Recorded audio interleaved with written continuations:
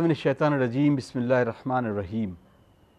नाज़रीन, मैं आपका मेज़बान अतहर काज़मी इस प्रोग्राम के ज़रिए करबला एक दरसगाह, आज एक मुख्तलिफ़ गुफ्तगू का पैटर्न होगा। आज एक अलग तरह अलग किस्म की गुफ्तगू होगी। जब इंसान दूर से रोशनी को देखता है और कहीं ना कहीं उसको ये लगता है कि मैं ज़ुल्मत में हूँ, मैं अंधेरों में हूँ, तो वो रोशनी कैसे उसे अपनी तरफ खींचती है। मेरी मुराद इस बात को लेकर है कि आज हम जिस ख़ास मेहमान से गुफ्तगू करने जा रहे हैं, उन्होंने राय हक़ को किस तरीक़े से देखा, समझा और उस पर गामज़न है। खुदावंद आलम तौफ़ीक़ दे उन तमाम हज़रात को जो राय हक़ से दूर हैं, और उम्मीद करते हैं नाज़रीन कि इस प्रोग्राम के ज़रिए कुछ और ऐसे अफराद होंगे जो इस रोशनी को देख कर इस अपने कदमों की चाप को इस चाप से साथ मिलाते हुए राय हक़ ज़रूर अख्तियार करेंगे। आइए नाज़रीन, हम गुफ्तगू करते हैं करबला एक दरसगाह के हवाले से। हमारे साथ हैं अली जनाब मौलाना मोहम्मद हुसैन तुराबी साहब, ठीक है ना, हुसैन अली। आइए नाज़रीन, हम बात करते हैं, हम अपने मेहमान आलिम दीन मौलाना हुसैन अली तुराबी साहब का खैर मकदम करते हैं। और आज की ये गुफ्तगू इस माने में भी बहुत अहम है कि तुराबी साहब अपनी वो तमाम एक्सपीरियंसेस हमसे शेयर करेंगे कि उनके वालिद साहब ने जिस तरीक़े से अहले तशी यानी अहले तशय्यो की हक़ परस्ती को कबूल किया है, और इस हक़ परस्ती के साथ उनके साथ क्या क्या एक्सपीरियंस रहे, कैसे परेशानियों और दुश्वारियों का सामना किया और हक़ पर चलने का किस तरीक़े से सिला मिला, लोग उनसे क्या कहते थे, इस तमाम मौजू पर गुफ्तगू होगी। करबला ने उनके दिल पर क्या असर किए, करबला के पैगामात भी पूरी दुनिया तक उनकी ज़बानी पहुँचाने की कोशिश करेंगे। मौलाना बहुत बहुत खैर मकदम, और यकीनन लफ्ज़ नहीं है कि जो आपके सताइश में, ज़ाहिर सी बात है कि हम अजर नहीं दे सकते। ये अजर जो है शहज़ादी कौनैन और उनके बाबा हज़रत मोहम्मद मुस्तफ़ा सल्लल्लाहु अलैहि वसल्लम दे सकते हैं। पहला सवाल जो है कि राय हक़ चुनने के लिए या किसी रोशनी को देखने के बाद उस तक पहुँचना बहुत मुश्किल हालात होते हैं। कैसे मुश्किलात का सामना किया और वो कौन कौन से हालात थे, हम जानना चाहेंगे आपसे।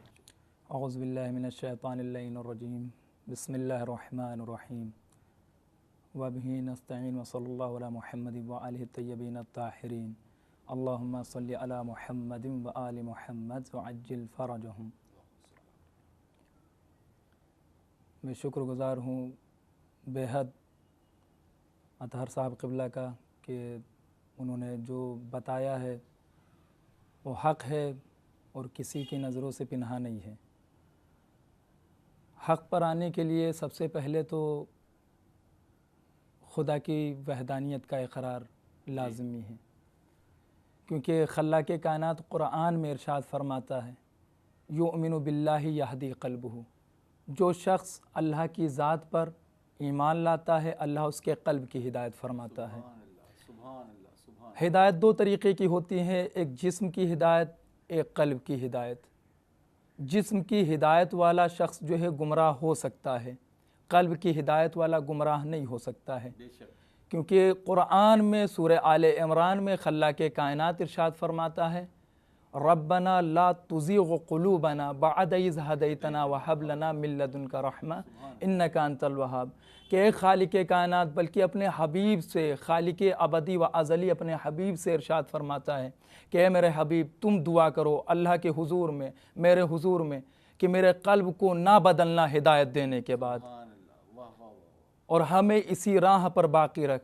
ए खालिक़े कायनात, जब तूने हमें हिदायत दे दी है तो हमारे दिलों को इसी राह हक़ पर गामज़न रख और गुमराही से बचा। और फिर जो है आयतुल कुर्सी में, आयतुल कुर्सी की एक जुज़, आयत की जुज़ में जो है इरशाद फरमाता है, अल्लाहु वलियुल्लज़ीना आमनू युख़रिजुहुम मिनज़्ज़ुलुमाति इलन-नूर वल्लज़ीना कफ़रू औलियाहुमुत ताग़ूत युख़रिजुहुम मिनन-नूर इलज़्ज़ुलुमात। अल्लाह मोमिनीन का वली है, उन्हें तारीकियों से नूर की तरफ खींच के लाता है, और शैतान जो है वो काफिरीन का वली है, मुनाफिकीन का वली है, हासदीन का वली है, वो नूर से तारीकी की तरफ खींच के लेकर जाता है। तो जो शख्स अल्लाह की ज़ात पर ईमान लाएगा अल्लाह उसके क़ल्ब की हिदायत फरमाएगा। اور اسی طریقے سے جو ہے ہم خالق کائنات کا شکر ادا کرتے ہیں، پھر ان انوار خمسہ کا شکر ادا کرتے ہیں کہ جن کے تصدق میں خلاق کائنات نے ہماری ہدایت فرمائی ہے، اور ہدایت ایسی فرمائی ہے اور ہادی ایسے عطا کیے ہیں کہ خدا غائب ہے، اس کا ہادی بھی غائب ہے، اور کہتا ہے کہ سب سے بہترین شخص وہ ہے کہ جو غائب پر ایمان رکھے۔ ہم اسی خالق کائنات کے حضور میں دعا کرتے ہیں کہ پالنے والے جس طریقے سے تو نے ہماری ہدایت فرمائی ہے اسی طریقے سے تمام مومنین والمومنات کی ہدایت فرما۔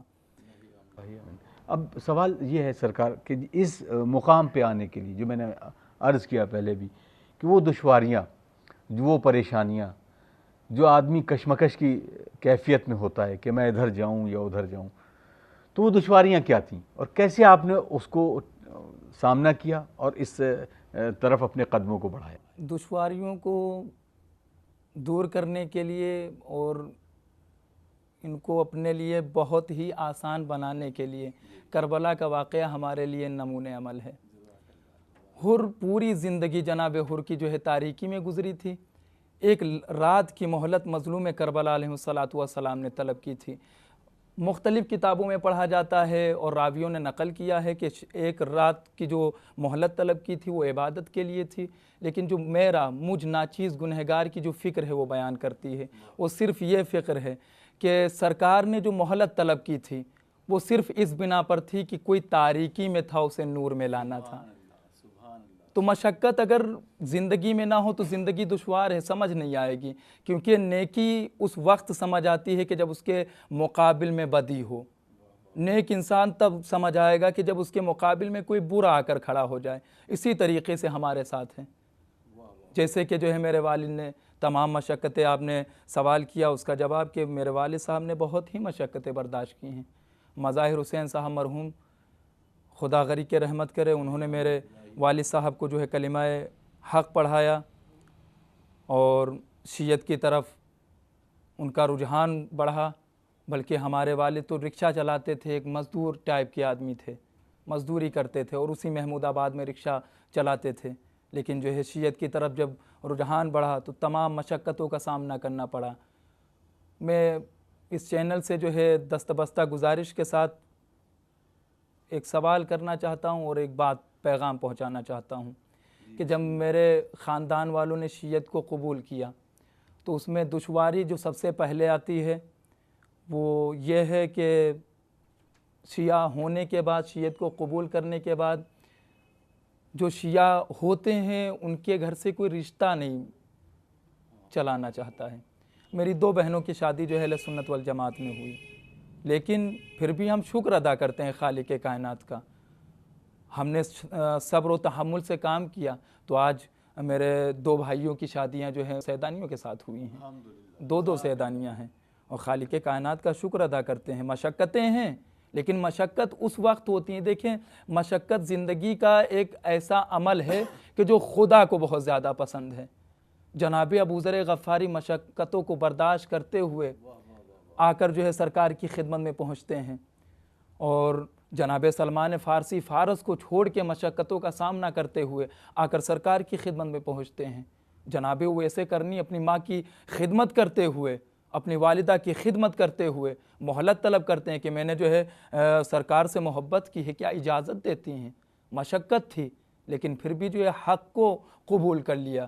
اور یہ مشقتوں کا سلسلہ یہیں تک نہیں ہے، بلکہ گزشتہ دور میں آپ دیکھیں جب فرعون کے دربار میں تمام کے تمام ساحر جمع کر دیے گئے، تمام کے تمام ساحر جمع ہو گئے، اور فرعون نے کہا کہ اپنے ساحروں سے کہ موسیٰ کو تمہیں زیر کرنا ہے، جناب موسیٰ کو زیر کرنا، رسوا کرنا، ان کے جو معجزات ہیں ان کو تم پامال و برباد کرو گے۔ ساحروں نے کہا بہتر ہے، دربار سجا، ساحر جمع، جناب موسیٰ آ کر پہنچے، اپنے عصے کو ڈالتے ہیں اور ساحر جتنے اپنی رسیوں کو ڈالتے ہیں وہ سارے کے سارے، میں نے مشقت کہا نا کہ سارے کے سارے رسیاں جو ہیں سانپ کی شکل میں آتی ہیں، جناب موسیٰ اپنے عصا کو ڈالتے ہیں، اژدہے کی شکل اختیار کرتا ہے، سارے کے سارے سانپوں کو نگل گیا یہ عصا۔ اب یہ سارے جتنے بھی ساحر تھے سب سجدے میں گر جاتے ہیں، اور سجدے میں گرنے کے بعد خالق کائنات کا شکر ادا کرتے ہیں اور کہتے ہیں کہ خالق کائنات میں ایمان لایا موسیٰ اور ہارون کے خدا پر۔ اب کیا کہتا ہے فرعون آگ بگولا ہو جاتا ہے، برجستہ بول اٹھتا ہے، کہتا ہے کہ اب تمہیں معلوم ہے کہ کون سی مشقتوں کا سامنا کرنا پڑے گا۔ تو برجستہ سارے کے سارے ساحر کہتے ہیں کہ ہمیں مشقتوں سے کوئی تعلق نہیں ہے، حقیقت کو پہچان گئے ہیں، حق کو اپنا لیا ہے، اب تجھے جو مشقت کرنی ہے، جو ظلم کرنا ہے، سب روا ہے، سب تیرے لیے اجازت ہے، ہم تو خدا کی طرف پلٹ چکے ہیں۔ ترابی صاحب، اب یہ چیز ہے کہ وہ جو روشنی جو میں نے کہا کہ ایک دور سے روشنی دکھی اور ایک بچہ، ایک بافہم انسان اس روشنی کی طرف چلا، یقیناً اس میں بڑی دشواریاں تھیں، بڑی پریشانیاں تھیں، تو وہ روشنی کا سلسلہ کیسے شروع ہوا؟ آپ اپنے والد صاحب کے بارے میں بتائیں گے ہمیں کہ ان کو کیسے لگا کہ واقعاً اس روشنی کی طرف چلنا چاہیے، اس روشنی کی طرف قدم بڑھانا چاہیے؟ دیکھیے، چراغ جلتا ہے تو چراغ کی روشنی جو ہوتی ہے وہ پورے گھر میں نہیں پھیلتی ہے، لیکن جس جگہ پر رہتی ہے اس جگہ کو روشن کرنے کی وہ استطاعت رکھتی ہے۔ میرے والد صاحب گاؤں کے رہنے والے، گاؤں کا نام سمرا، اس گاؤں میں رہتے تھے، اور سمرا جو ہے محمود آباد سے 1.5 کلومیٹر کی دوری پر ہے۔ عزاداری پابندی سے ہوتی تھی، عزاداری کو دیکھ دیکھ کر ایک ایسے ہادی نے ہدایت فرمائی کہ جو وہاں کربلا کے میدان میں حر کو آزاد کر رہا ہے، اور اسی طریقے سے وہ تجلی چمک رہی تھی، جسے جو ہے میرے لا علم والد نے، جو پڑھے لکھے نہیں ہیں، ان پڑھ ہیں، انہوں نے اسے ایکسیپٹ کیا، قبول کیا، اور یہ سلسلہ باقاعدہ چلتا رہا، یہاں تک کہ جو ہے مشقتیں اس حال تک آ گئی تھیں کہ جس سال میرا ایڈمیشن ہوا ہے سیتاپور مدرسے میں، جامعہ ابو طالب علیہ السلام میں، تو بات یہ طے ہو پائی تھی کہ حسین علی کو راستے میں قتل کر دیا جائے، اس قدر۔ لیکن اللہ نے کہا کہ جو ہم تمہاری ضمانت لیتے ہیں، کیونکہ جو اللہ کی جانب بڑھتا اس کی ہدایت کی ذمہ داری اس کی ہے، اور اس کی حفاظت کی بھی ذمہ داری خدا کی ہے۔ اور کیوں نہ ہم محفوظ رہیں، کتنے کم شیعہ حضرات ہیں، شیعت بہت کم ہے، حق کے طالب بہت کم ہے، بالکل سرکار کے قول کے مطابق، جیسا کہ صلی اللہ علیہ وآلہ وسلم ارشاد فرماتے ہیں، سرکار کا بیان ہے کہ جب حق آیا تھا، یہ کتاب رکھی ہوئی ہے کمال الدین و اتمام النعمت، شیخ صدوق علیہ الرحمہ کی لکھی ہوئی، اسی کتاب کا ایک قول ہے کہ سرکار ارشاد فرماتے کہ جب دنیا میں حق آیا تھا تب بھی غریب تھا، اور جب دنیا سے حق جائے گا تب بھی غریب جائے گا۔ تو مسلمان اپنے گریبان میں جھانکیں اور ذرا تدبر کریں کہ پوری دنیا میں مسلمان اس قدر ہیں، پھر بھی سرکار کا یہ قول، یہ فعل، یہ جملہ کس چیز کی بشارت دے رہا ہے؟ بشارت یہ دے رہا ہے کہ حق کے طالب بہت کم رہیں گے، حق کے چاہنے والے بہت کم رہیں گے۔ ہم شیعہ کتنے ہیں؟ بالکل کم ہیں، لیکن کبھی بمباری ہوتی ہے، کبھی قتل کیا جاتا ہے، زیارتوں پہ پابندیاں لگائی جاتی ہیں، عزاداریوں پر پابندیاں لگائی جاتی ہیں، لیکن کیا کیا جائے؟ ہم کیوں ختم نہیں ہو رہے ہیں؟ ہم سے کوئی ریزن پوچھے، مقصد پوچھے کہ ہم کیوں نہیں مٹ رہے ہیں؟ ہم نہیں مٹیں گے، کیونکہ ہمیں زہرا، فاطمہ تو زہرا سلام اللہ علیہا کی دعاؤں نے ہمیں محفوظ رکھا ہے، اور ہمارا ہادی ایسا ہے جو آج بھی صحیح و سالم پردہ غیب میں ہے۔ وہ قومیں مٹ گئیں جن کے ہادی نہیں تھے، اور وہ قومیں برباد ہو گئی جن کے ہادی درست نہیں تھے۔ ہمارا ہادی محفوظ ہے، آئے گا اس دنیا میں، ہمیں یقین ہے، اور اہل سنت والجماعت کی ایک قوم بھی اس پر اعتقاد رکھتی ہے، اور ان کا کہنا ہے کہ وہ آئیں گے، اور جب آئیں گے تو اسی کتاب کمال الدین کی روایت ہے کہ جب سرکار کا ظہور ہوگا تو مشرق سے مغرب کی طرف ایک عورت ایک خچر کے اوپر اپنے تمام مال و اسباب کو لے کر بیٹھے گی، اور مغرب کی جانب وہ چلتی چلی جائے گی، لیکن کوئی اسے رسوائی اور رسوا کرنے والا، کوئی لوٹنے والا اسے نہیں ملے گا۔ اس طریقے سے امن و امان ہوگی اس جہان میں۔ ترابی صاحب، اب ہم کربلا کی طرف، کیونکہ ہمارا جو پروگرام ہے اس کا مین ہدف اور کہیں فلسفہ بھی یہی ہے کہ ہم کربلا کو درسگاہ کیسے ہے، ایک دانشور کیسے سوچتا ہے، ایک عالم دین کیسے سوچتا ہے۔ کربلا کے اس پورے پس منظر کو بحمدللہ آپ نے پڑھا ہے، غور سے دیکھا ہے، اس کو سمجھا ہے، اس کے شعاعوں کو پوری دنیا تک آپ ایک روشنی کی شکل میں، ایک میسج کی شکل میں، ایک پیغام کی شکل میں کیسے پہنچائیں گے؟ مختصر یہ سمجھ لیجئے کہ پیغام حسینی دنیا تک پہنچانے کے لیے اب میری ضرورت نہیں ہے کہ میں پہنچاؤں، یہ چینلز ہیں، یہ پہنچا رہے ہیں. اور پیغام تو اسی دور میں پہنچ گیا تھا کہ جب ابوالکلام آزاد نے ایک لیٹر لکھا تھا اور ان کے فرینڈ جو تھے ان کے پاس وہ لیٹر پہنچا اور انہوں نے کہہ دیا کہ کربلا جو تھی یہ 2 شاہزادوں کی جنگ تھی. برجستہ ابوالکلام آزاد نے کہا کہ نہیں، جس قلم سے تم نے لکھا ہے کہ یہ 2 شاہزادوں کی جنگ تھی، اسی قلم سے مٹا کر لکھ دو کہ یہ 2 شاہزادوں کی جنگ نہیں تھی، حق اور باطل کی جنگ تھی. اگر پوری کائنات کربلا کو سمجھنا چاہتی ہے، مظلوم کربلا کو سمجھنا چاہتی ہے، تو بس مختصر یہ سمجھ لے کہ جو حق کو ایکسیپٹ کرنا چاہتا ہے وہ اس طرف رجوع کر لے. کیونکہ مصر کے ایک بہترین عالم دین جن کا نام محمد تیجانی سماوی صاحب، 20 سال تحقیق کی ہے انہوں نے شیعت پر اور تمام مذاہب کی تحقیق کرنے کے بعد جب کربلا کی طرف رجوع کیا تو وہاں سے ان کو سمجھ آیا کہ کربلا ہے کیا، حقیقت کیا ہے. کربلا وہ ہے کہ جو جس جگہ پر ایسا میسج گاں، ایسا جو ہے ممبر ہے کہ جہاں پر خطیب نے ایک مرتبہ مجلس کا انعقاد کیا تھا، اس کے بعد سے آج تک مجلسوں کا سلسلہ چل رہا ہے اور روز قیامت تک یہ چلتا رہے گا. کہ ایسا ممبر ہے کہ اس کو کوئی پامال نہیں کر سکتا ہے. رابی صاحب، یہاں سے پورے واقعے بحمدللہ آپ کی نظروں کے سامنے ہیں. کربلا کو سمجھنا یا کربلا کو پڑھنا یا کربلا کو بیان کرنا یہ شاید مشکل ہو سکتا ہے، لیکن کربلا سے جو روشنی نکلتی ہے، جیسا کہ آپ نے ابھی فرمایا اس بات کو، میں جو عرض کر رہا ہوں کہ وہ اس کربلا کے پورے اس عملیے نے، امام حسین علیہ السلام کا 2 محرم کو وارد کربلا ہونا اور شہزادی جناب زینب سلام اللہ علیہ کا واپس مدینے آنا، اس پورے جو وقت کو دیکھیں ہم، اس میں ایسا کون سا عمل ہے؟ حالانکہ ہر ایک عمل جو ہے وہ لائق تعظیم اور لائق ستائش ہے، پورا کردار اہل بیت علیہ السلام کا، لیکن آپ کو ایسا کون سا عمل جو نظر آیا جس سے پوری دنیا کو یہ پیغام جائے کہ یہ اگر پوری دنیا تک پیغام پہنچا دیا جائے اس عمل کا تو پوری دنیا آج بھی شیعت کی طرف، اسلام کی طرف اور خود اپنے آپ کو حقانیت کی طرف رواں دواں کرے گی؟ جی، وہ پیغام امن و امان ہے، انسانیت کا پیغام ہے. کربلا درسگاہ انسانیت ہے. اگر کوئی سمجھنا چاہتا ہے کربلا کیا ہے کیسے، تو وہ اس طریقے سے سمجھے گا کہ خنجر چلا رہا ہے ظالم، پھر بھی اس کے حق میں دعا کر رہے ہیں. مظلومیت دیکھیں آپ، کمسن بچے کو اپنی آغوش میں لینے کے بعد زبردستی جنگ نہیں کر رہے ہیں، حملہ نہیں کر رہے ہیں، بلکہ طلب کر رہے ہیں. اور یہ پیغام پوری کائنات کے لیے ہے، کسی ایک قوم، ایک فرقے کے لیے نہیں ہے. بلکہ آغوش میں جناب علی اصغر کو لینے کے بعد بتایا تھا کہ آج ہم پانی مانگ رہے ہیں، اس پانی کی اہمیت سمجھو اور اس بچے کی پیاس سمجھو.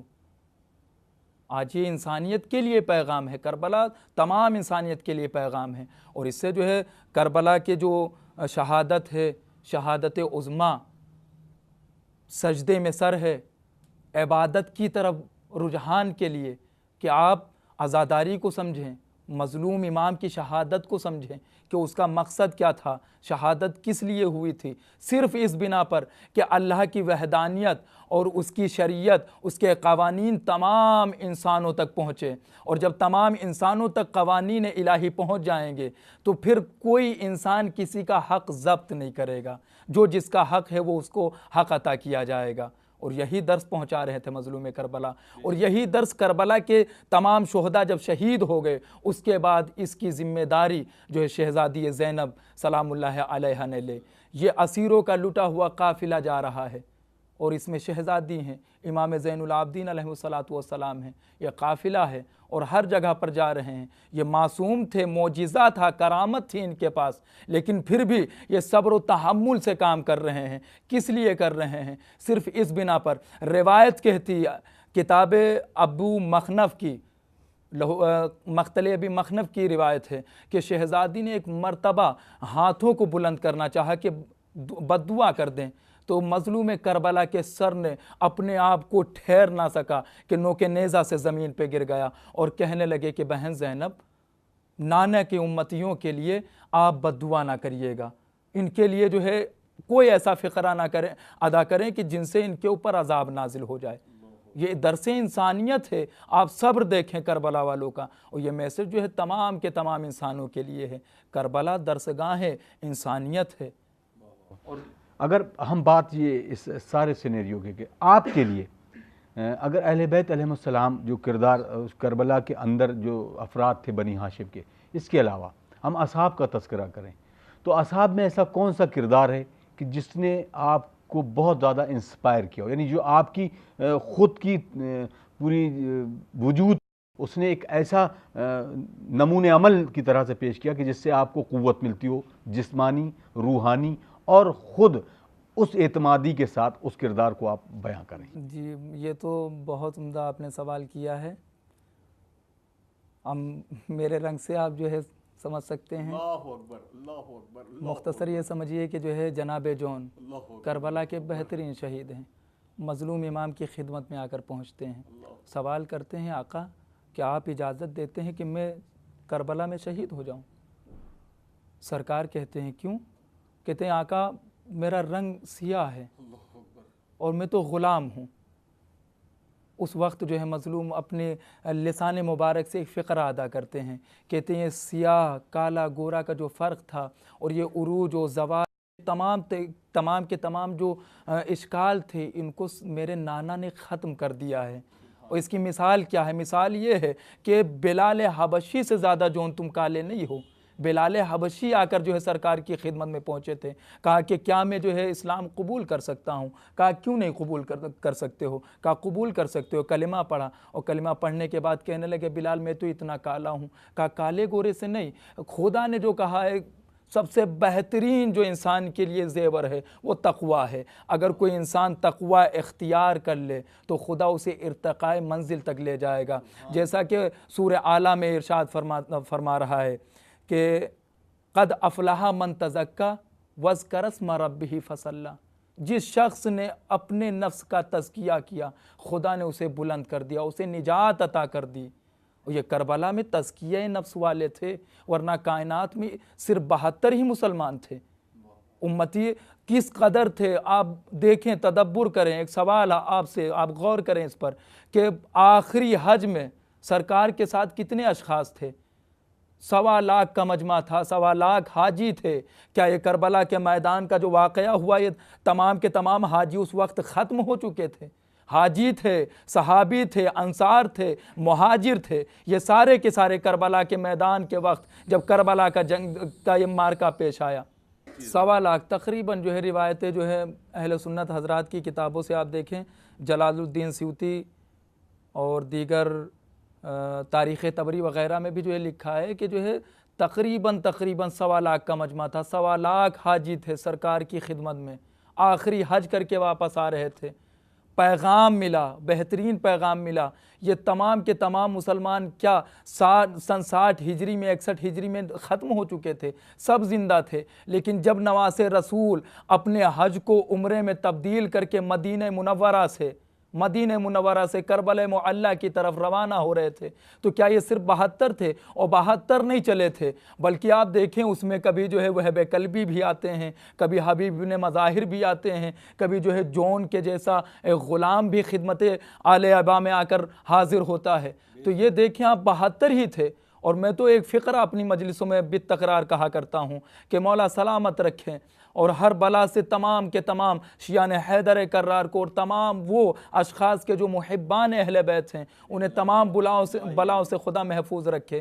جناب نوح نے 950 برس تبلیغ کی، 1000 برس تبلیغ کے مشخص ہوئے تھے، 950 سال تبلیغ کی۔ امتی 80 تیار ہوئے، لیکن میری جان قربان ہو جائے مظلوم امام کی ذات پر کہ جب ایک مرتبہ استغاثہ بلند کیا تو 72 جمع ہو گئے تھے۔ یہ تبلیغ ہے حسین کی، یہ مولا کا جو ہے پیغام ہے۔ اب اگر ہم عزاداری کو دیکھیں ترابی صاحب، تو کیا عزاداری ہمیں تقرب الہی عطا کر سکتی ہے؟ ہم تقرب الہی کے لیے عزاداری کے کس فلسفے کو اپنائیں کہ ہم پوری دنیا میں کم از کم کچھ لوگ ادھر نہیں بھی آتے ہیں تو حق پرستی کی جو آئینہ ہے ان تک اس کی روشنی تو پہنچ جائے؟ تو عزاداری ہمارے لیے تقرب الہی کیسے بن سکتی ہے؟ عزاداری تقرب الہی قرآن کی آیت کے حوالے سے آپ سماعت فرمائیں کہ جو ہے خدا چھٹے پارے کی پہلی آیت میں ارشاد فرما رہا ہے، بسم اللہ الرحمن الرحیم، لا يحب اللہ الجہر بالسوء من القول الا من ظلم وکان اللہ سمیعا علیما۔ لا يحب اللہ، اور اللہ ہرگز ہرگز نہیں پسند کرتا ہے، لا يحب اللہ جہر بالسوء، کہ کوئی کسی کو برا بھلا کہے، بالسوء الا من ظلم، سوائے اس کے، من قول الا من ظلم، اپنی زبان سے اپنے قول سے، الا من ظلم، سوائے اس کے کہ جس پر ظلم کیا گیا ہے، وکان اللہ سمیعا علیما، اور اللہ تو ہر چیز سننے والا جاننے والا ہے۔ ہم اپنی مجلسوں کو اس دور میں جو مجلسیں ہو رہی ہیں اس سے ہم 20 سال پیچھے چلے جائیں اور اپنی مجلسوں میں دیکھیں، نصیر الحسین اجتہادی صاحب پڑھتے تھے، مرحوم خدا ان کے درجات کو بلند فرمائے، کلب عابد صاحب مرحوم پڑھتے تھے، ان کی مجلسوں میں آدھے اہل تشیع اور آدھے اہل تسنن ہوتے تھے۔ کیوں؟ اس بنا پر کیونکہ ان کی مجلسوں سے ایک مقصد بیان کیا جاتا تھا۔ ہم مجلسوں سے بیان کرتے ہیں لیکن اپنے موضوع سے ہٹ جاتے ہیں، مقصد کو فراموش کر رہے ہیں۔